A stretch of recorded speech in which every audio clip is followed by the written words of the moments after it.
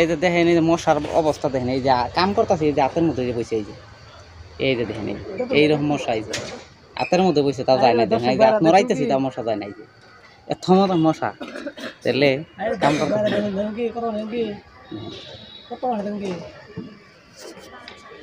তো বন্ধুরা এই যে দেখেন মশা, এইরকম মশা যদি থাকে একটা জায়গায় তাহলে এখানে মানুষ আর এখানে আমাকে যে কাম করেন না মশা, মানুষের শরীরে যখন বসে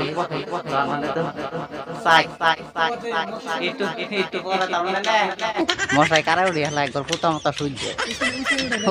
উঁচাই উঠে নিয়ে যাবো আমাকে, বুঝছেন এরকম মশা। তো কেমন লাগছে ভিডিওটা